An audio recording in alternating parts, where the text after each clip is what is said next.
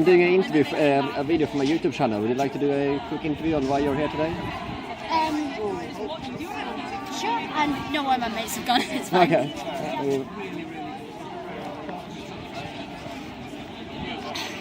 Okay. My name is Peter. Nice to meet you. Yeah, hello. So tell me why you're here today for, I guess, the anti-Trump protest. You have a sign, evil begins when you treat people as things, #never again. Yeah, I'm the granddaughter of a Holocaust survivor, so this is exactly how Hitler started, with supposedly legal but questionable policies. He didn't just sit up one day and say we're going to shove half the country into death camps. Yeah. This is how it started, and I will not be silent in the face of rising fascism. Okay, so you see Trump as a fascist, or? Absolutely, he's trying to start a dictatorship in the United States. Okay. And I'm proud to be one of the people who won't let him do that. Okay. And so what things is it that you oppose to Trump? Is it the wall? Is it the refugee thing? Is the comments on women, or is it all of those things? Or? All of the above: the racism, the fascism, the anti-Semitism, the Islamophobia, the deliberate removal of policies instituted by President Obama that were designed to make the USA a more accepting and open and welcoming place. The reinstitution of things like the abortion gag from Reagan's era, which is something we really should have moved past by as an entire global community by now. Yeah, I did see that he stopped funding for abortion organizations outside the USA as soon as he became president. Is that one of the things you're worried about as well? Or? Yeah, because stopping funding for things like that doesn't stop people who want those things getting them. It just means instead of getting them in safe and healthy medical procedures, people will nearly kill themselves or possibly kill themselves trying to prevent unwanted pregnancies, trying to avoid things that they don't want to happen to them. Okay. And when it comes to the UK government, for example, I guess that is one reason why you're here as well, to show the UK government. Absolutely. Protest. What do you want the UK government to do with regards to Trump? First of all, the UK government should have already called for a re-election, given that our current Prime Minister was never actually voted into power.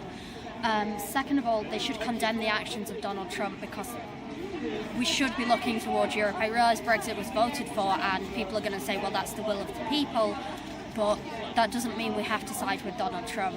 That doesn't mean we have to accept his actions as okay. Okay. If you're neutral in situations of injustice, you're on the side of the oppressor, and the UK government is being neutral. Okay. And when it comes to this whole migrant / refugee thing, what would you like to see the UK government, or perhaps, well, if you could tell Trump what to do, what would you want him to do with regards to refugees and migrants? First of all, it'd be a good idea for the US, the UK and other major world powers to stop bombing their home countries. Yeah. Nobody leaves their home unless they want to. I totally agree with that. There's a quote from a poem by Warsan Shire. You don't put your children in a boat unless the water is safer than the shore. So stop creating more refugees in the first place and accept the responsibility for your actions by allowing those people into your country. So you want, so basically you want the West to stop bombing the Middle East, and also take in the refugees that need help. Absolutely. Okay. People are people. Refugees who were turned away from America in the years before World War II and during World War II died in death camps. Yeah. I don't understand how people can be so blind to the fact that history is trying to repeat itself. And I don't want to watch history repeat itself, which is, I mean, that's the other side of my sign. History has its eye on you, what will you do? And what is that sign there? That's an anti-fascist symbol. Is it Antifa? Antifa, yeah. Okay. Yeah, I've seen there's been some protests in America with Antifa. Some of them have been a bit violent though. Are you opposed to quote Martin Luther King, a riot is the language of the unheard. Yeah. No one turns to violence as their first option. Okay. If I thought I could change a bigot's mind by sitting down and having a calm and controlled conversation with them, I would. But it doesn't always work.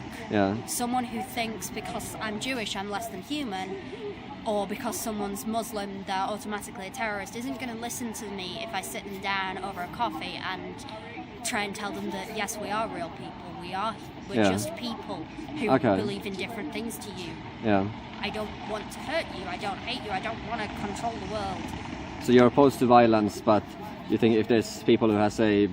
It's never my first choice, but sometimes the situation can call for it. And if someone tries to attack me, if someone tries to punch me, I'm going to fight back. Yeah. Because I think I saw there was this viral video on Twitter and YouTube, this guy in America called Richard Spencer. Yeah, I've seen that. The Richard Spencer getting punched. There was an Antifa guy who punched him in the face.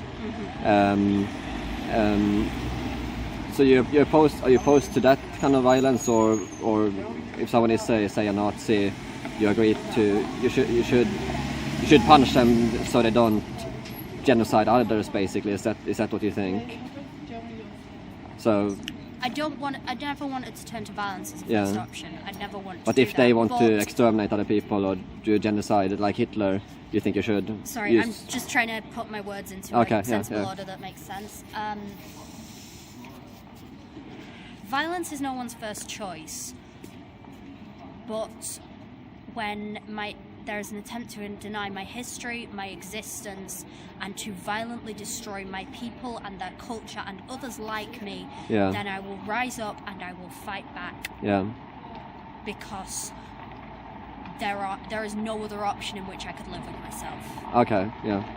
I couldn't live with myself if I was sat at home tonight doing nothing. Yeah. I'm angry. I intend to do something. And that's why you're out here. Oh, a lot of protests is gone, but I got on film before when I was hunting, and that's why I'm that's here. why you're here too. Yeah. I'm angry. Yeah. I'm afraid for myself, for my friends in America, for my friends here, for people like me who are parts of minorities who don't fit into this idea of the Great America. Yeah. This is something I can do to try and make a difference. So I'll do it. Yeah. And when it comes to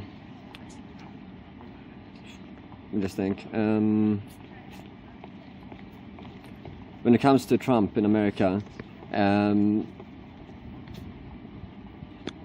would you like to see people continue doing these protests all through his whole fourth term, or do you think there is a point where people just have to, I'll say, okay, it's democracy, we cannot do much more right now, we just have to... There's never a point at which you should say, well, this was democratically elected. To come back to a point I keep making, Hitler was democratically elected. Yeah, that's true. He didn't seize power until after he was democratically elected. Yeah, that's true. If you give up and you stop fighting these people, they don't go away. Yeah. You have to keep fighting because they want you to give up. Do you think there might be a chance that Trump would do like Hitler? After a few years he would just grab power like Hitler did and become a dictator, basically? Is that, do you think there's a chance for that, or...? His actions already suggest that's a disturbingly likely possibility, as to the actions of the rest of his cabinet choices. I must agree. I think he's quite authoritarian, I must say, from what I've seen. The policies he's implemented and the way he's gone about. I think he is quite authoritarian. My personal thought. I don't think he's a fascist as such. I think he's quite right wing. Quite authoritarian. I don't necessarily think Donald Trump is a fascist. Yeah. I think he's being advised and controlled by fascists. He's a figurehead. It's very easy to get angry at a figurehead, but you have to look at the people behind him, the people writing his speeches, the people writing Stephen Bannon. Like Steve Bannon, like Mike Pence. Yeah. These people, they're a lot smarter than Trump, and it's a little bit scary. Yeah. And I don't think I have any more questions really. It's been nice talking to you, and your sign again, evil begins when you treat people as things, #never again, and that's a reference to the Holocaust, I guess. Yeah. And the comment is actually a quote from a Terry Pratchett book, but I thought it was appropriate tonight. Okay. Yeah, well, it's been nice speaking to you, and my name is Peter, and and here reporting from York city centre. Yeah, you're in St. Yeah. Helens Square right now. Yeah, well, I'm Swedish, so I'm not too familiar around here, but You're in the city centre. yeah. Well, you heard it. Excellent. Thank you very much. No problem. Bye.